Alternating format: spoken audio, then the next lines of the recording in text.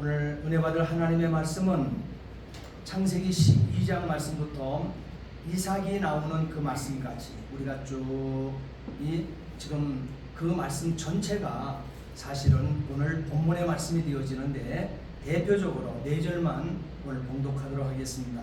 창세기 12장 1절부터 4절까지는 말씀. 창세기 12장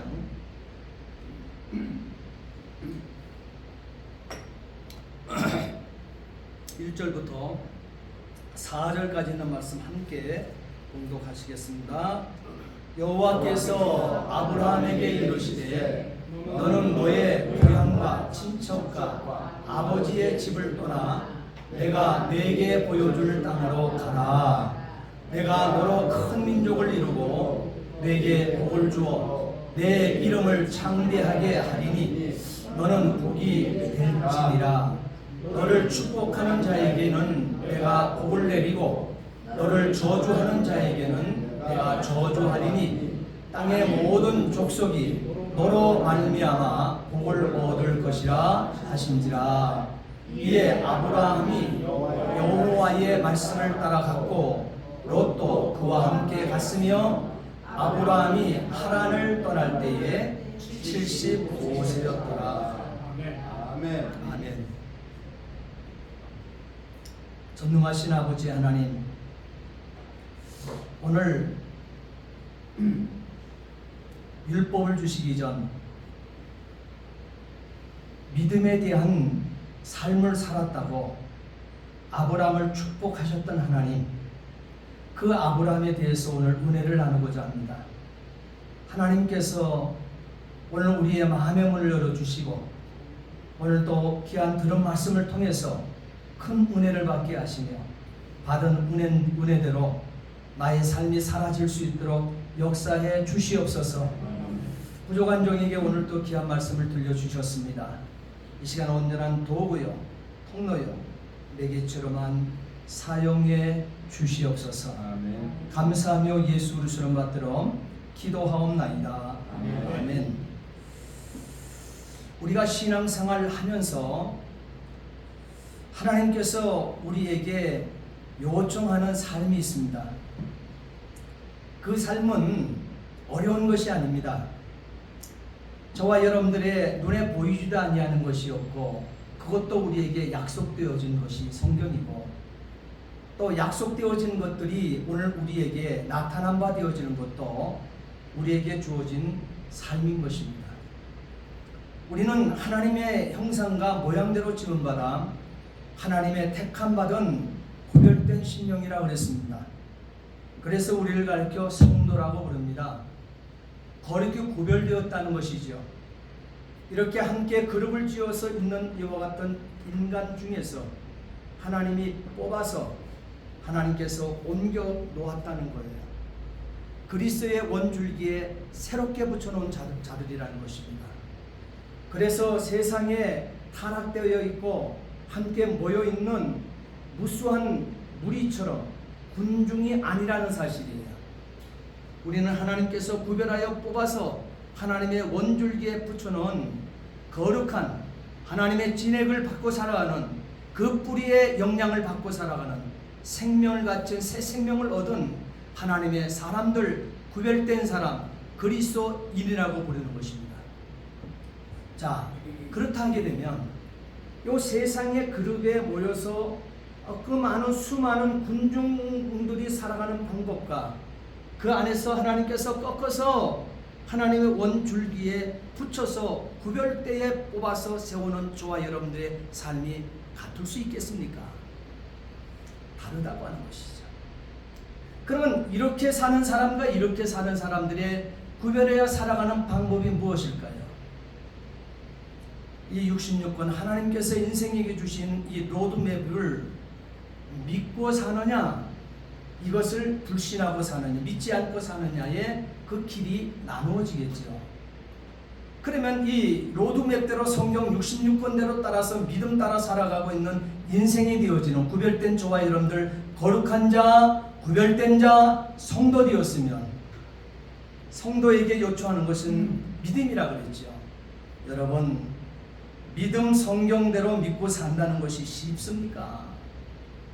쉽지 않기 때문에 오늘 성경에서는 오늘 우리에게 그렇게 믿음 따라서 살아갔던 모든 사람들을 향해서 따라합시다. 세상이 감당하지 못하는 사람. 다시 따라합니다. 세상이 감당하지 못하는 사람. 이렇게 하나님께서 구별해서 불러주셨습니다. 여러분, 저와 여러분들이 성경을 펴놓고 정말 신앙생활을 한다고 얘기를 합니다.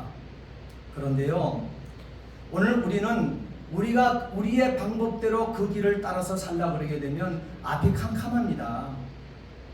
우리가 결혼을 하게 되어지니 자녀가 생기죠. 자녀가 생겨나니 자녀를 키우는 방법을 알아야죠. 한 번도 자녀를 낳아봤습니까? 그 낳은 자녀들을 키워봤습니까? 처음 경험하는 것입니다. 그러니 앞뒤가 맞지 아니하는 일들 통해서 이리 뛰고 부르뛰고 근심도 하고 걱정도 하고 하는 가운데 우리의 하나님의 형상대로 지음받은 그 자녀를 키워내 가는 것입니다. 자, 그런데요, 오늘 우리는 걱정할 것이 없는 것이 세상이 두려워하고 세상이 감당지 못하는 사람으로 인생이 산다고 하는 것, 믿음 따라 사는 것이라고 그랬어요. 그러면 오늘 믿음 따라 사는 것이 뭐냐 얘기했을 때 이미 모범이 있습니다. 모범이 있어요. 그렇기 때문에 이 모범 따라 우리는 인생을 좀 실천해 보면 되는 거예요. 한번 따라가 보면 되는 것입니다. 오늘은 그 첫 번째로 한번 따라합시다. 아브라함에 대해서 우리가 함께 따라가 보고자 하는 것입니다. 아브라함은 하나님의 소명을 받게 되어집니다. 하나님의 소명을 받게 되어집니다. 그것이 오늘 읽었던 창세기 12장 1절부터 4절까지에 있는 말씀이 되어지며, 이 말씀을 스데반은 성령 받던 하나님의 사람으로서 성령 받지 못한 무수한 군중들 앞에 이 아브라함이 하나님의 소명을 받은 창세기 12장 1절부터 12장 전체의 말씀을 설교를 하게 되어집니다.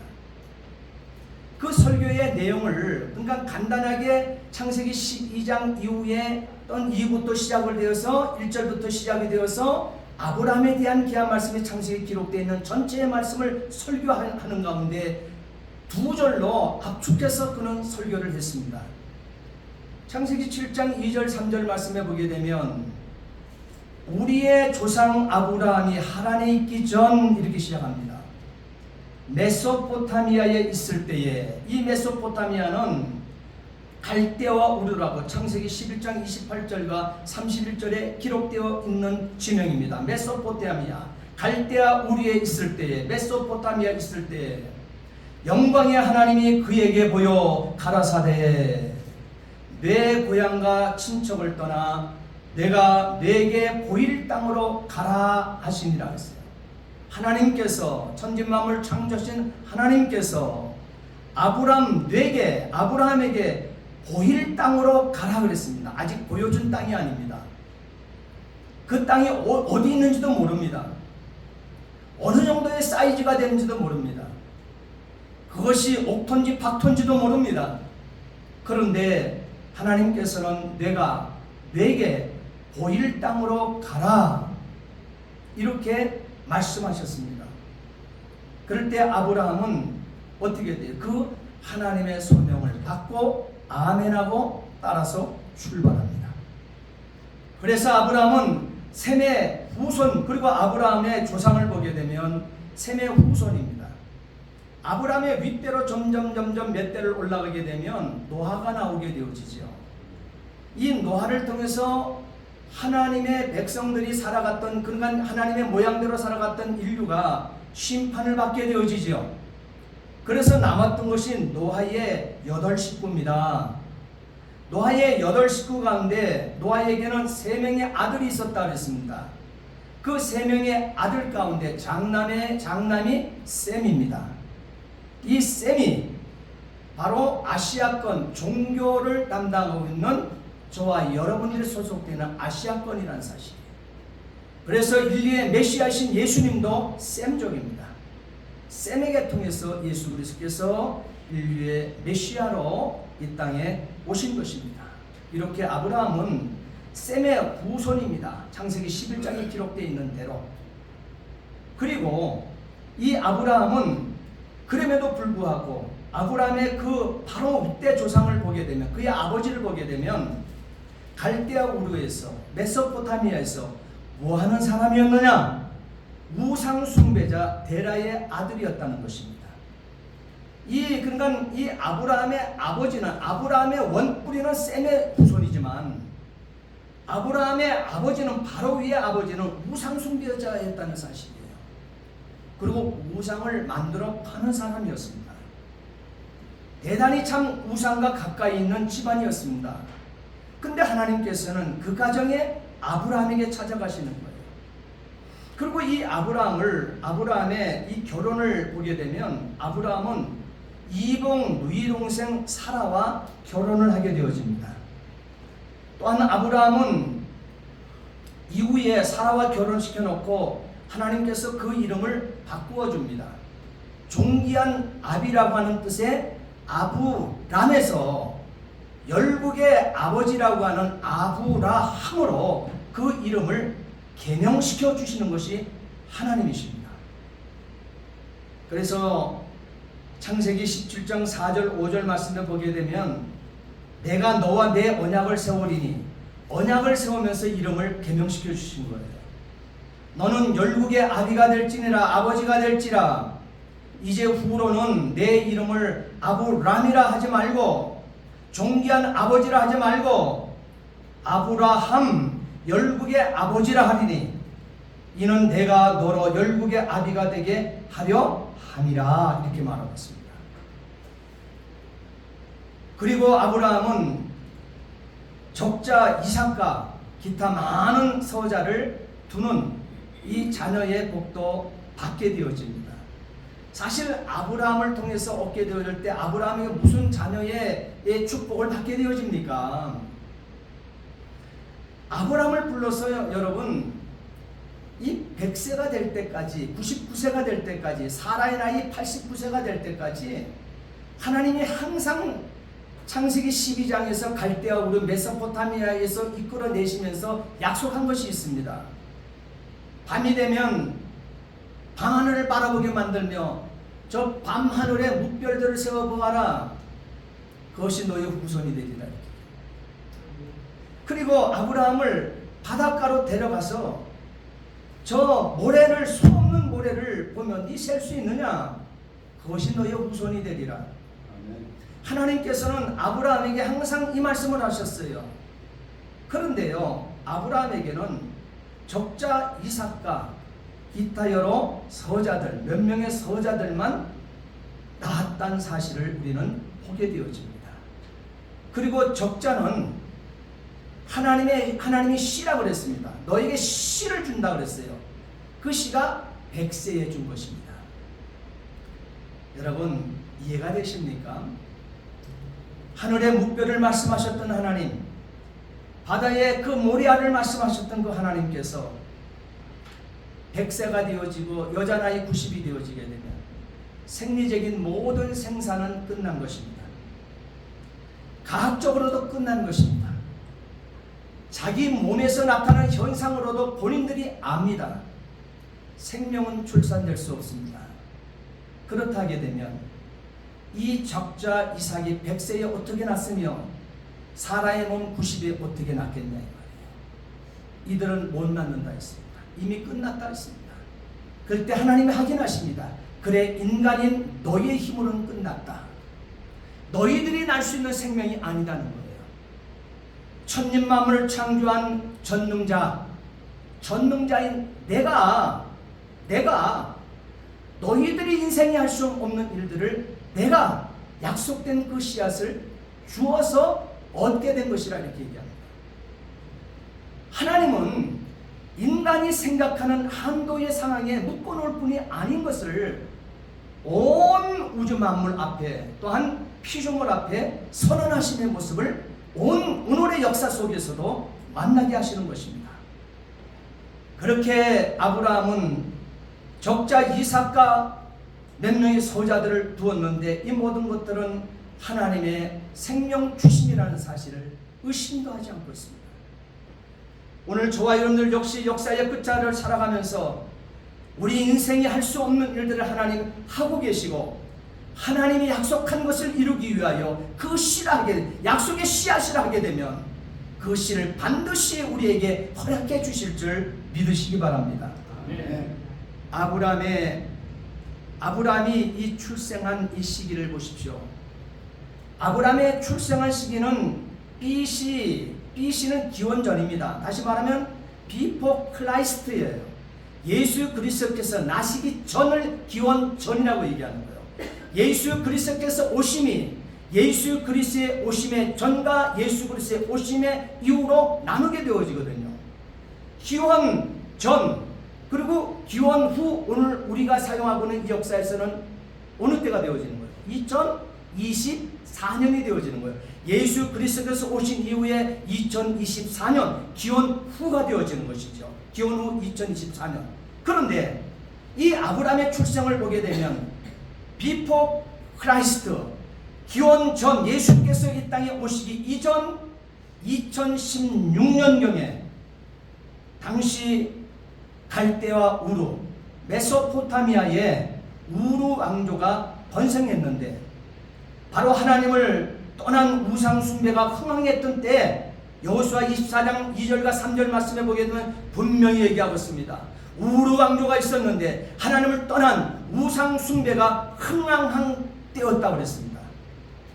또한 아브라함이 BC 2091년경에 하나님께서 아브라함을 그때 부르시는 거예요. 그때 부르실 때 왜 자신을 부르셨는지를 알지 못하였던 것입니다. 왜 자신을 부르는지 몰라요. 왜 어둠 가운데 있는 자기 가문 속에서 자신을 하나님께서 찾아오셨는지 모르고 있는 것입니다.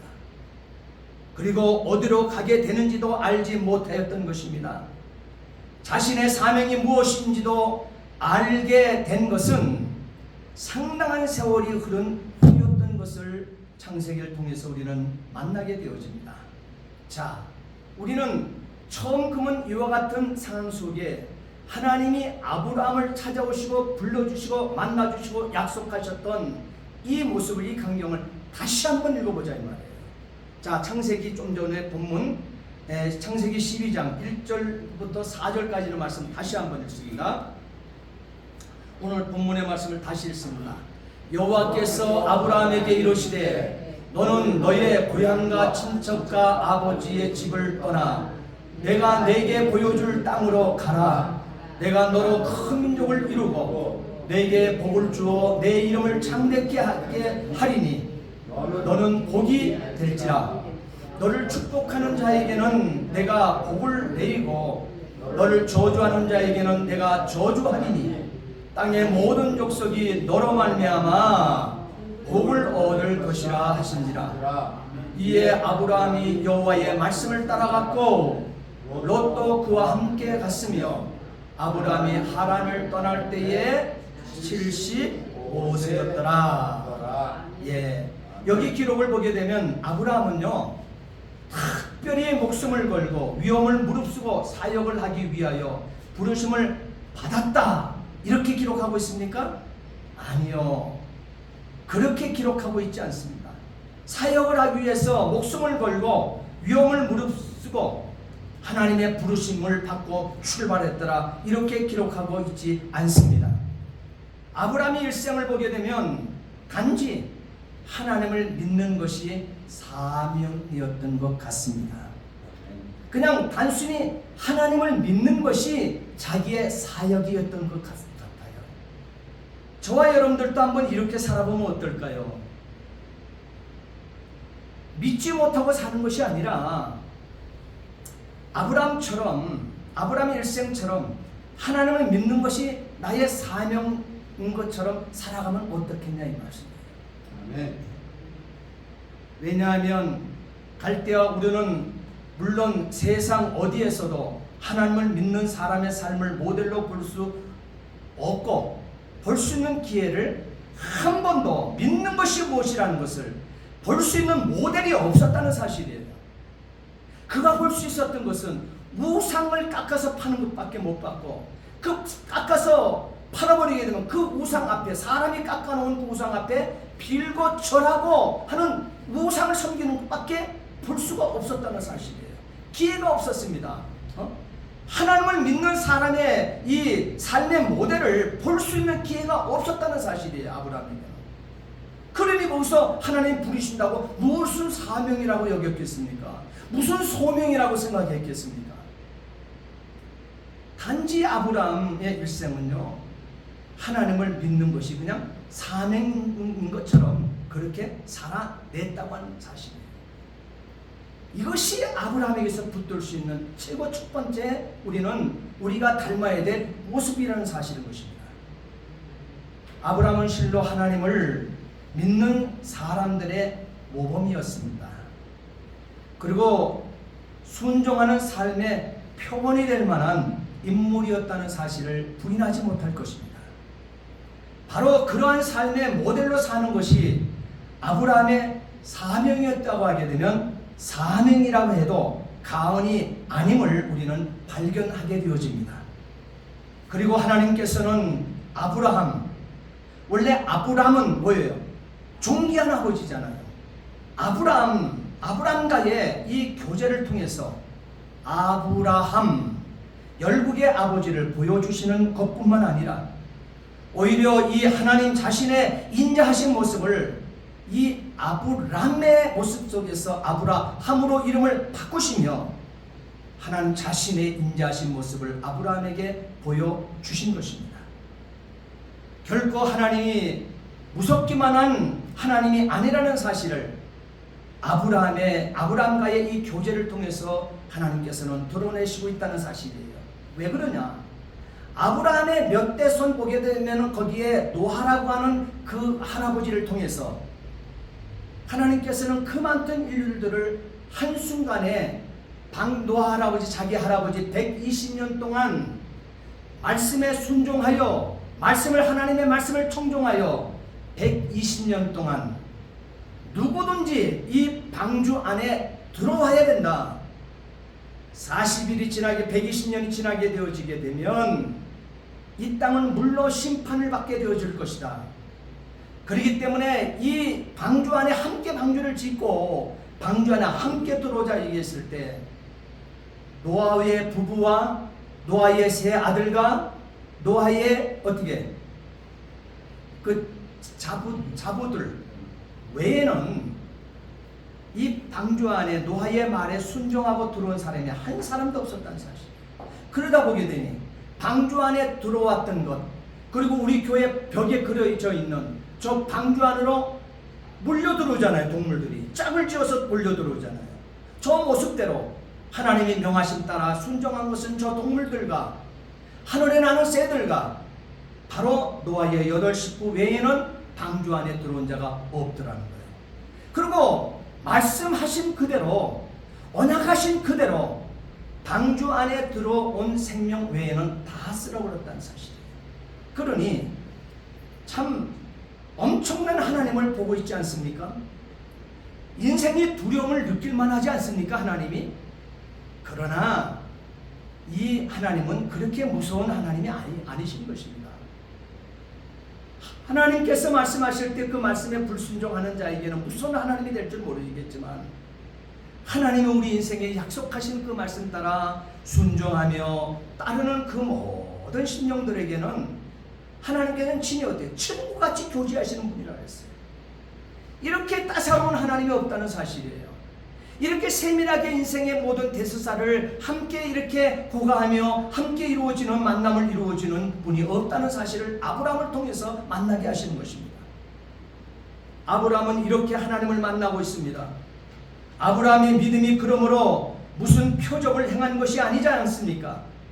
아브라함의 이 믿음이 항상 어떻게 표적을 따라간 것도 아니고 아브라함이 하나님을 단순하게 그냥 믿었어요. 좋으신 하나님으로 만났습니다. 자신이 한번 믿고 따랐던 그 하나님 앞에 한 번도 자기 인생, 자기 생각 변개시키고 보지를 않았다는 사실이에요. 하나님께서 어떤 일을 하실 수 있는지를 보여주시고 있는 이 점을 우리는 아브라함을 통해서 우리는 만나게 되었습니다. 이렇게 하나님께서 아브라함을 선택하신 이유를 보게 되면 단순했습니다. 그런데 저와 여러분들의 삶을 한번 가만히 살펴보세요. 여러분을 보세요. 복잡합니다. 하나님이 단순하게 우리에게 일러주신 이 66권 인생의 로드맵임에도 불구하고 이것을 자꾸 계산합니다. 이거 갖다 놓고 또 계산을 합니다. 복잡하게 자꾸 따집니다. 그러나 이 아브라함은요, 그렇지 않았습니다. 이렇게 하나님께서는 아브라함을 선택하시게 되었을 때 단순한 아브라함임을 우리에게 말하고 있어요. 왜 선택했는가?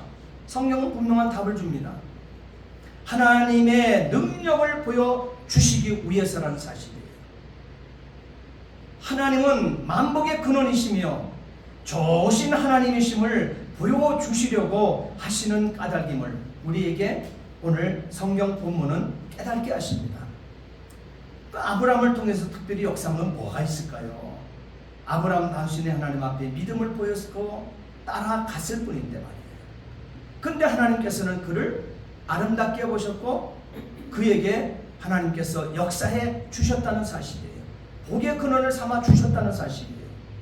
그래서 단순하게 이웃에 있는 사람들도 아브라함의 축복을 하게 되면 자신이 복을 받아요. 그러나 아브라함을 험담하고 아브라함의 가는 길을 자꾸 막고 아브라함을 저주하는 자는 그 인생이 저주를 받아요. 그 역사를 아브라함을 통해서 하나님께서는 보이도록 하십니다. 아브라함이 무슨 일을 하는 것이 중요한 것이 아니었다는 사실이에요. 저와 여러분들이 역사의 끝자를 살아내면서 100년, 120년 살면서 하나님 나 무슨 일을 해드릴까요? 그거 하나님 관심 없어요. 하나님이 우리의 무엇을 더 해드리기를 원할까요? 하나님은 부족한 것이 없으신 하나님이신데 아브라함이 무슨 일을 하나님 앞에 했겠습니까? 아니요. 아브라함이 무슨 일을 하는 것이 중요한 것이 아니었다는 사실을 성경을 통해서 우리는 만나게 되어져요. 그렇다 하게 되면 오늘 저와 여러분을 통해서도 무슨 일을 하는 것이 중요한 것이 내가 무슨 일을 하나님 앞에 하는 것이 중요한 것이 아니라는 사실을 우리는 또한 간파할 수 있지 않습니까? 아브라함의 생애를 통해서 하나님의 선하심, 아브라함의 생애를 통해서 하나님의 인자하심, 아브라함의 그 생애를 통해서 하나님의 전능하심, 아브라함의 생애를 통해서 하나님의 그 신실하심을 아브라함 자신에게서 그냥 보면 되는 거예요. 할렐루야. 그러면 그냥 보여주시려고 그냥 아브라함을 세워놓고 그냥 하나님 당신을 보여주시려고 아브라함을 부르신 것을 믿으시기 바랍니다. 그러면 그렇게 부르신 하나님이 너 좀 내가 보낼 땅 갈래? 했을 때 아멘하고 그냥 믿고 그냥 가면 되는 거예요. 순종하면 되는 거예요. 여러분은 우리 인생 복잡하게 살지 마세요. 복잡하게 사시는 분들이 복을 못 받는 거예요. 복잡하게 사시는 분들이 아픔을 가지고 겪고 사는 거예요. 복잡하게 살 이유가 없습니다. 아브라함을 통해 보세요. 하나님 복잡하게 살으라고 인생 이 땅에 보냈다 그러지 않았어요. 단순히 하나님 말씀하셨으면 믿고 순종하기만 하면 되시는 것입니다. 그냥 나의 삶 속에 하나님의 선하심을, 인자하심을, 전능하심을, 신실하심을 보여주면 되는 거예요. 이러한 일에는 무엇보다도 절대적인 신뢰와 순종이 필요합니다. 창세기 17장 17절로 19절까지의 말씀을 보게 되면 아브라함이 엎드려 웃으며 마음속으로 이르되, 왜 그랬느냐? 이유가 있죠. 왜 아브라함이 엎드려 웃으며 마음속에 가진 말이 있었느냐? 마음속에 말락이 이런 말을 합니다. 100세 된 사람이 어찌 자식을 낳을까? 100세 된 사람이 어찌 자식을 낳을까? 이게 속으로 생각한 거예요. 자기가 엎드려 웃으면서 마음속에 이런 자기에게 얘기한 거예요. 창세기 17장 17절 19절에 자, 아브라함이 엎드려 웃으며 마음속으로 이르되 100세 된 사람이 어찌 자식을 낳을까? 그리고 사라는 90세인데 어찌 출산하리요 하고 아브라함이 이에 하나님께 아뢰되 이스마엘이나 몸쪽에서 난 거죠. 이스마엘이나 하나님 앞에 살기를 원하나이다. 내게 서자 있다는 거예요. 적자 말고 서자 있다는 거예요. 서자, 내가 지금 내 나이 100세요. 내 아내의 나이 90이요. 불가능입니다. 그러니 서자로 하나님께서 주신 이스마엘이나 하나님 앞에 살기를 원합니다. 소원합니다. 이렇게 얘기합니다. 그렇지 않겠습니까? 그런데 하나님은요, 그 말이 떨어지자마자 숨도 쉬지 않고 하시는 말씀이 하나님 가라사대 그랬습니다. 하나님 가라사대 아니라 너의 아내 사라가 내게 아들을 낳으리니 너는 그 이름을 이삭이라. 이름부터 지어놨습니다. 이삭이라 하라. 내가 그와 내 언약을 세우리니 그의 후손에게 영원한 언약이 되리라 그랬습니다. 여러분, 이 하나님을 믿습니까? 아멘. 이것을 믿는다 하게 되면 성경 66권에서 믿지 못하고 따르지 못할 일이 어디 있습니까? 아브라함에게 되어진 이 사실을 여러분이 믿는다 하게 되면 정말 여러분 신앙생활 잘할 수밖에 없죠. 하나님께로부터 잘했다 칭찬받으며 살 수밖에 없는 신앙생활 하지 않겠습니까? 이것까지도 믿을 수 있는데 말이에요. 이걸 어떻게 믿습니까 지금? 아브라함도 웃으면서 속으로 얘기했다니까요. 100세 된 사람이 어찌 자식을 낳을까? 내 아내 사라 90세인데 어찌 출산하리요? 근데 여러분들은 경험도 안 했는데 이걸 믿는다고 그랬습니다. 그러면 세상 사는데 여러분 두려울 것이 없을 것입니다. 무엇을 믿지 못하겠습니까 여러분? 그러면 무슨 역사가 여러분에게 나타나지 않겠습니까? 이 땅에 살아가는 모든 방법 가운데 여러분이 얻고자 하는 이 모든 것들 이미 다 주어준 줄 믿으시기 바랍니다. 네. 이것도 믿는데 이미 아멘 하시기 때문에 다 이루어지는 거예요. 하나님께서는 아브라함을 들어서 열국의 아버지, 다시 말하면 복이 될지라 곧 복의 근원 삼아 주셨다고 선언했습니다. 약속대로 아브라함의 이름을 창대케 해주신 것입니다. 그로 말미암아 아브라함은 우리의 모범이요 아름다운 생애를 살았다 할 것입니다. 아브라함이야말로 정말 법이 필요하지 않았던 사람이었습니다. 율법은 아브라함에게 주어진 것이 아니라고 성경은 분명히 기록하고 있습니다. 왜? 아브라함 이후 약 500년이 지난 다음에 이스라엘 자손에게 주어진 것이 율법이에요. 하나님이 법률을 주고 하나님이 율례를 주고 하나님이 법도를 주기 이전, 율법을 2500년 이전에 아브라함을 하나님께서 역사 앞에 세웠다는 사실이에요.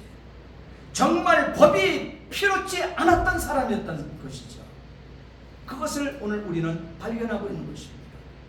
그 의미는 어느 시대라도 아브라함처럼 믿음으로 사는 사람에게는 율법은요 이렇게 아무것도 요구할 것이 없다는 점을 명심할 수 있기를 바랍니다.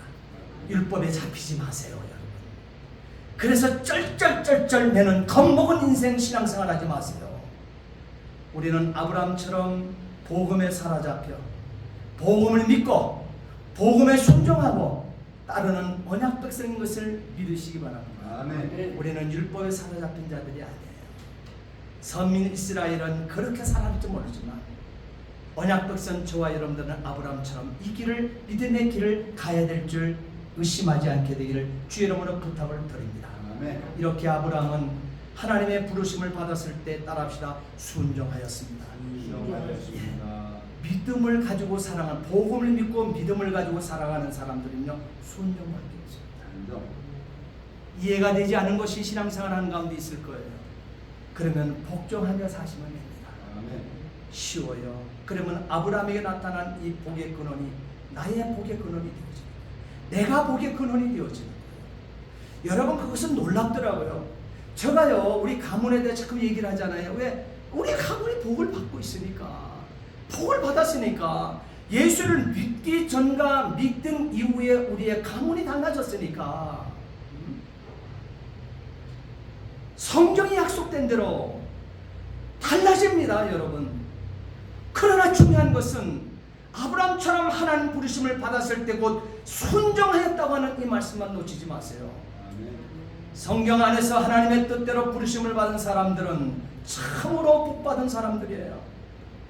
아브라함은 하나님의 말씀에 순종하여 하나님의 뜻을 이루어 풍성한 복을 받은 사람인 것입니다. 말씀 따라간 사람 아닙니까? 그러나 4절 말씀에 보게 되면 롯은 말씀 따라갔습니까? 아브라함에 붙어서 갔습니까?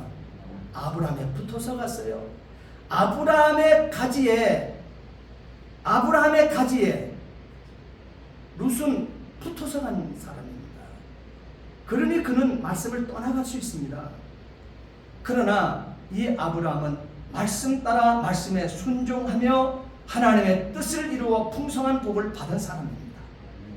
사람이 하나님의 말씀을 믿고 순종하면 복을 받는다는 사실이 아브라함의 생애를 통해서 나타나고 있는 것입니다. 어느 정도냐? 이 아브라함의 가지에 붙어있는 룬만 돼도 달라요. 그도 복을 받아요. 창세기 13장 1절부터 9절까지의 말씀을 보게 되면 이렇게 기록하고 있죠. 아브라함에게 가축과 은과 금이 풍부하였더라. 아브라함의 일행 롯도 양과 소와 장막이 있으므로 그 땅에 그들이 동거하기에 넉넉하지 못하였으니 이는 그들의 소유가 많아서 동거할 수 없었습니다. 이렇게 말합니다. 그래서 롯에게 네가 동하면 나는 서할 것이고 네가 서하면 내가 동하리라. 네가 먼저 기득권을 삼촌인 아브라함이 선택할 수 있음에도 불구하고 자신이 선택하지 아니하고 기득권을 넘겨줍니다. 아브라함의 가지에 붙어있는 롯에게 먼저 넘겨줍니다. 그러니 말씀 따라서 나온 자가 아니라 아브라함에 붙어서 나온 자가 되다 보게 되어지니까 세상을 선택하는 것이죠. 세상이 이미 다 만들어져 있는 것, 이미 다 구하게 되어 있는 그것을 덥석 잡고 타락의 길로 가게 되어지는 거예요. 그러나 아브라함은 처음부터 여호와의 말씀을 따라서 나왔다 그랬습니다. 갈 바를 알지 못하는 상황 속에서 이것이 바로 복을 받게 되어지는, 복을 받은 사람의 뿌리가 되어지는 것입니다. 믿음과 순종은 복을 받는 길임을 이미 신명기, 여러분 여러분 보시라고 했잖아요. 신명기 28장 1절부터 14절까지. 네? 그거는 복에 대해서 기록되어 있죠. 많은 이 땅의 복을 다 기록해 놨습니다. 말씀을 통하여 여러분 이미 익히셨을 것입니다. 신명기 24장 1절로 14절. 네? 아브라함이 그 말씀 붙들고 그 말씀을 믿고 그 말씀을 순종하여 복을 받는 길을 그대로 걸어낸 사람입니다. 아브라함은 복을 많이 받다 보게 되어지니 소유물로 인한 문제가 조카 롯의 집안과 일어나게 되었지만 그럴 때 싸우지 아니하고 양보해버립니다. 여러분 이것이 말씀 따라가는 사람이에요. 사람이 양보하게 되면 하며 사는 이 자세가 굉장히 중요하다는 사실이에요. 아브라함은 양보하는 정신이 있었습니다. 양떼와 소떼가 너무 많아서 조카 롯과는 동거하기 어려웠을 때 자구 선택의 자리, 그 기회 조카에게 준다, 이웃에게 준다. 여러분 쉽지 않습니다. 그러나 말씀 따라 나온 사람은 쉽습니다. 하나님께서는 이러한 사람을 기뻐하셨고 사랑하셨고 복을 주시는 것입니다. 결과적으로 보게 되면 이 아브라함의 어떤 사람의 가지에서 그 붙어서 나왔던 이 롯의 결과물을 보십시오.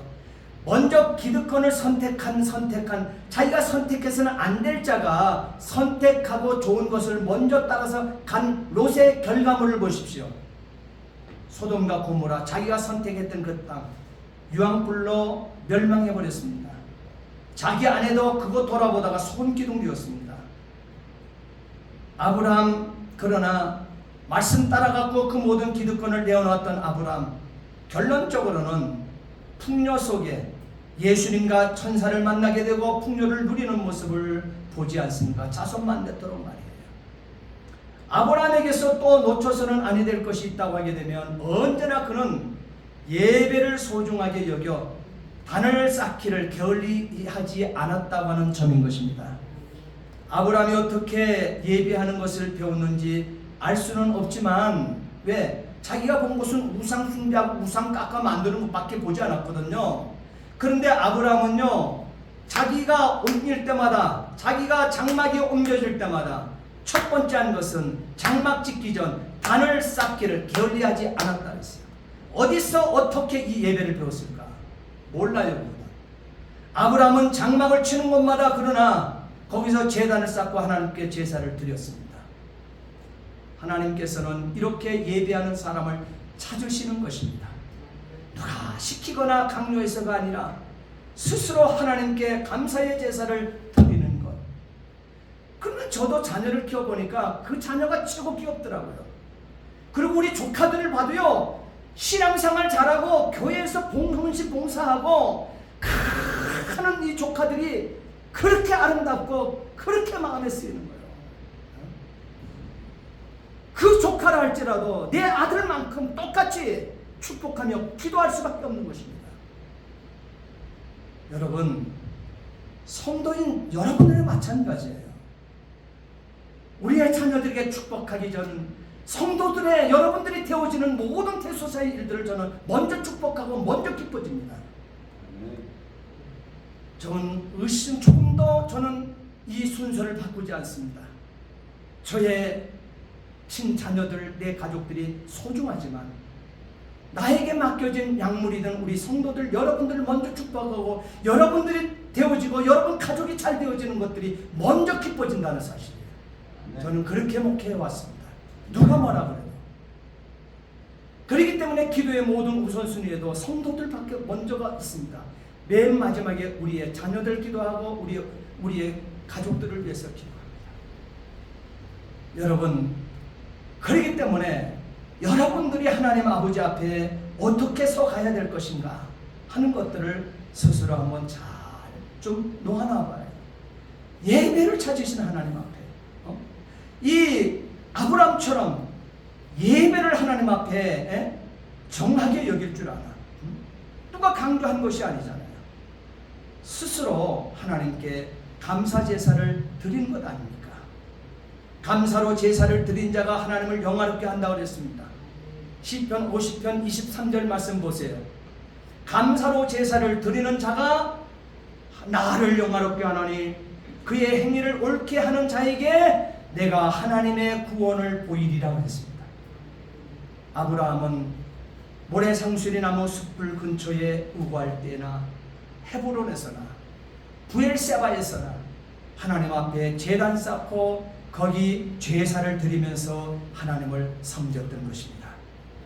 아브라함의 사람 됨됨이를 성경에서 찾아보면 참 놀랍지 아니할 수 없어요. 창세기 14장 1절로 14절 말씀이 본문이 어떤 말씀인지 아시지 않습니까? 그렇게 기득권을 취해가지고 가버리는, 좋은 것을 선택해서 가버린 젊은 청년과 같은 이 룻이 믿지 않겠어요, 솔직히 인간적인. 왜? 내 노력으로 해갖고 내가 잘 돼도 사촌이 땅을 사게 되면 배가 아프다는 시대인데, 인간이 그런 존재인데, 젊은이가 말이야 이 늙은 삼촌의 기득권을 먼저 주게 되어지니까 덥석 잡아먹고 먼저 간 자가, 잘 살겠다고 간 자가 잘 살아야 되는데 그 재산 유지하지 못하고 그 집안 유지하지 못하고, 창세기 14장 말씀해 보게 되어지게 되면 그는 이웃의 이방 국가에게 전 재산 다 빼앗겨버리고 가족 빼앗겨버리고 다 잡혀가 버립니다. 그 소리를 들었던 이 아브라함이 용기와 담력이 있는 사람이 되어 조카 롯이 전쟁 속에 사로잡혀간 소식을 듣고 집에서 자기가 길리운 318명을 거느리고 단까지 쫓아가. 단이라고 하는 것은요, 이스라엘 영토가 애굽 땅에서부터 저 헤므론 산까지 되어지는 그 끝점 아닙니까? 그 끝점 지점에 하나님께서 선민 이 12지파 가운데 마지막 지파들이 자리 잡은 데가 저 북쪽 끄트머리에 그게 단이에요. 지금 아브라함이 기거하고 있는 것이 어디 세겜인데요. 세겜이면은 이스라엘 땅의 저 남단입니다. 지금 남단에서 조금 더 올라온 중반이에요. 지금 3분의 북쪽 올라가면 3분의 1 지점이 되어지는 것입니다. 거기서 3분의 2 지점까지 올라가는 거예요. 318명을 이끌고 단까지 쫓아가서 모든 빼앗겼던 재물과 자기 조카로가 그 재물과 부녀와 인민을 다 찾아왔던 것을 보게 되어집니다. 이렇게 하여서 아브라함은 조카 롯에게 다시 한번 축복의 통로가 되었던 것입니다. 믿음이 없이는 이런 담력과 용기가 나지 않습니다. 여호수아, 갈렙도 그렇고 다윗과 요나단도 그렇고 다니엘과 다니엘의 세 친구도 역시 이 담력과 용기 어디서 났습니까? 믿음에서 여러분 찾아볼 수 있지 않습니까? 말씀을 정리합니다. 아브라함은 성경 최초로 살렌 왕, 다시 말하면 지극히 높으신 하나님의 제사장을 했어요. 하나님의 제사장, 창세기 14장 18절을 보면 하나님의 제사장은요 창조주를 얘기합니다. 주권자를 얘기하는 거예요. 지극히 높으신 살렘 왕, 평강의 왕이신 지극히 높으신 하나님의 제사장, 창조주, 주권자 멜기세덱은 의로운 왕이라고 히브리서 7장 2절에 말하고 있지 않습니까? 의의 왕인 멜기세덱에게 축복의 반응으로 시내산 언약에서 구체화되는 시내산 언약, 다시 말하면 모세에게 율법이 주어진 그때부터 11조의 항목이 거기에 기록되고 있는 거예요. 선민 이스라엘에게 의무조항으로 주어졌던 거예요. 그러나 그 주어졌던 시내산 언약이 구체화되기 전에, 다시 말하면 말씀 받기 전에 이 언약의 이 말씀이 오기 전 500년 전에 아브라함인데도 그는 시내산 언약이 구체화되는 11조 생활을 벌써부터 하고 있었던 사람이라고 창세기 26장 5절에 말씀하고 있지 않습니까? 오늘 은혜 시대를 살아가는 저와 여러분들 역시 아브라함처럼 11조 생활하고 사는 사람들이에요. 시내산 언약에 구체화된 이 11조에 묶여있는 자들의 율법에 묶여있는 자가 아니고 그 11조 생활하는 게 아니에요. 우리는요, 아브라함의 신앙생활처럼, 아브라함의 11조 생활처럼, 율법이 정해지기 이전의 11조 생활처럼 이 율법이 완성자로 오신 그리스도께서 오늘 우리에게 주어진 11조의 개념으로 바뀌어져야 된다는 사실. 이미 이것을 했다는, 이미 이것을 하나님 앞에 먼저 행해서 드린 자가 아브라함이라는 것입니다. 또한 아브라함은 부지 중에 손님 대접을 잘했잖아요. 어떻게? 창세기 18장 말씀 보게 되면 아브라함이나 사라나 남 섬기는 일에 힘써온 남편과 후독한 여인 사라의 모습을 가졌는데 이들은 왜 이렇게 했을까요? 왜 사라가 이렇게 잘했을까요? 창세기 2장 28절 지난주에 말씀드린 돕는 배필, 이 말을 까먹지 않은 거예요. 돕는 배필이 원어로 뭐라 했어요? 에젤. 엔젤은 천사잖아요. 그 니은 빼보세요. 에젤입니다. 에젤, 하나님의 도움, 돕는 배필. 예? 바로 하나님의 대리인으로 협력, 아브라함 자기 남편을 협력하고 동의하는 일생의 삶, 이것이 하나님의 복이 되었던 것입니다. 아브라함은 항상 이렇게 살았고 사라는 돕는 배필로 이렇게 살아내었습니다. 그러니 부지 중에 손 대접하는 일을 잘했던 것입니다. 아울러 아브라함은 부지 중에 손님 대접하다가 어떻게 했어요? 여호와께서 아브라함에게 나타나시니라 창세기 18장 1절에 그렇게 얘기하고 있잖아요. 그런데요, 2절에 보면 세 사람이 찾아왔는데 그랬어요. 세 사람이 찾아왔는데 여호와께서 아브라함에게 나타나셨다 이렇게 표현하고 있습니다. 지금 아브라함은 세 사람한테 하나님이 나타났다 이렇게 얘기하고 있습니다. 아브라함이. 그러면 그 세 사람 가운데 한 분이 예수님이라는 것이잖아요. 성자 하나님이라는 거잖아요. 아브라함은 모든 것을 한 명에게 말을 합니다. 그래서 나의 주님들 이렇게 얘기하고 있지 않아요. 나의 주 이렇게 얘기합니다. 내 주여 이렇게 표현하고 있습니다. 그러니 세 사람 가운데 하나가 누구예요? 성자 예수가 하나님이었다는 사실을 그는 고백하고 있습니다. 이 성자 하나님께서 소돔과 고모라의 멸망받을 소식을 접하고 중보기도를 드리는 사람, 그것이 아브라함. 아브라함은 사람을 또한 기를 줄 아는 사람 318명 용사들을 기루어 정말 위기 중에 있었던 자기 가족을 구원해내요. 정말 미울 수밖에 없는 조카의 가족까지도 다 끌어내잖아요. 다 뺏어오잖아요. 그리고 나눠주잖아요. 이 얼마나 충직했던 아브라함, 자기 상속자로 삼으려고 했을 정도로 정말 이 아브라함은 몸종 하나 있었잖아요. 그 아브라함에게 엘리에셀이라는 몸종 하나가 있었는데 하나님께서 뭐라 그럽니까? 이삭을 100세 가까이 오기까지 주지 않으니까 이스마엘을 운운하기 전에 먼저 누구를? 엘리에셀을 운운했어요. 자기 가정에 있는 몸종 엘리에셀 나의 후계자 삼게 해달라고 이렇게 얘기했어요. 그렇게까지. 그러나 엘리에셀이 얼마나 충직한 청주기였으면 아브라함이 자기 상속자로 삼으려고 했을까? 그러면 아브라함은 자기 사람을 잘 길렀던 사람인 것입니다. 이것도 모범인 것이에요. 잘 가정을 다스리고 여러 번 세워가는 것, 이것은 얼마나 중요한 모습인지 몰라요. 아브라함은 또한 가장 중요한 것이, 가장 소중한 것이라도 하나님께서 원하실 때 들을 수 있었던 사람이 아브라함이라는 사실이에요. 하나님께서 100세에 얻은 아들 이삭을 제물로 바치라는 엄명이 들려왔었을 때 그대로 바쳐버, 주저하지 않고 바쳐버립니다.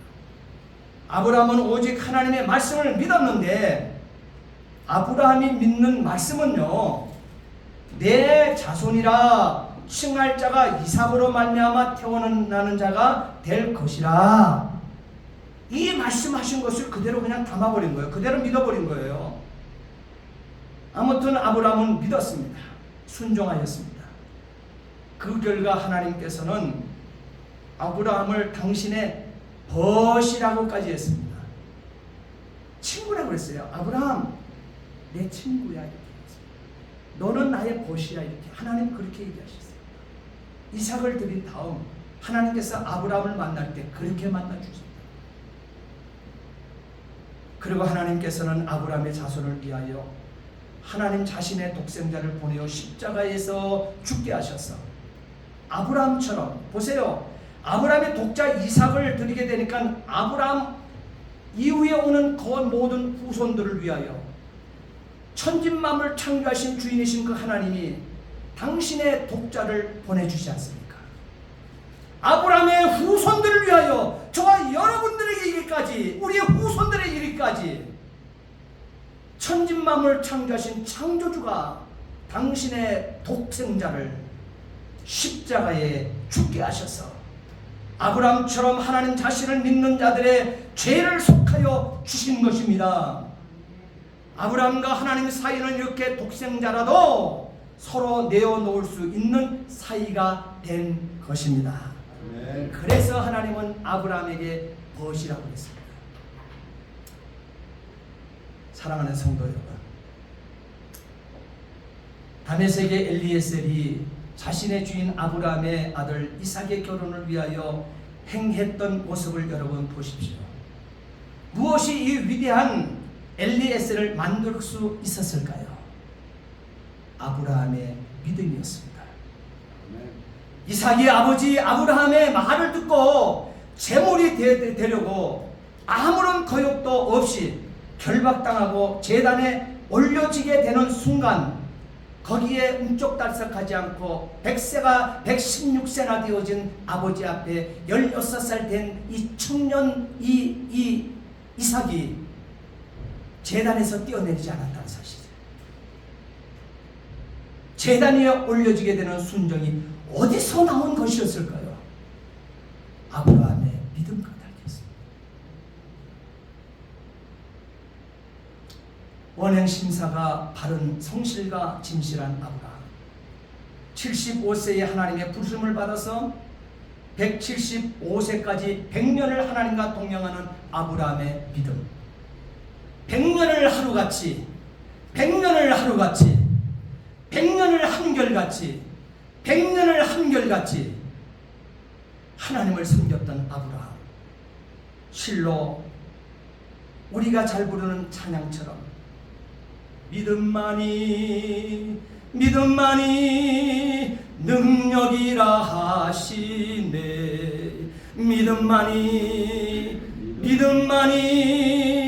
능력이라 하시네. 아멘이시죠?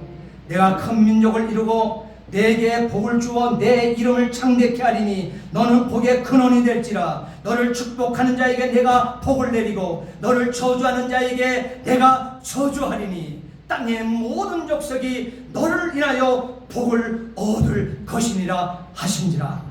기도하시겠습니다. 전능하신 아버지 하나님, 주의 은혜와 사랑을 진심으로 감사를 드립니다. 오늘 아버지, 세상에 감당지 못할 사람 아브라함 만났습니다. 하나님 아버지, 아브라함이 가졌던 비법 따로 없습니다. 사명 따라간 것도 아닙니다. 그는 믿음으로 행했을 뿐입니다. 그럴 때 이 놀라운 역사들이 아버지 나타났습니다. 하나님, 우리에게 믿음을 주시옵소서. 믿는 대로 하나님 신앙생활 잘 해나갈 수 있도록 도와 주시옵소서. 감사하며 예수 그리스도를 받들어 기도하옵나이다. 아멘. 우리 찬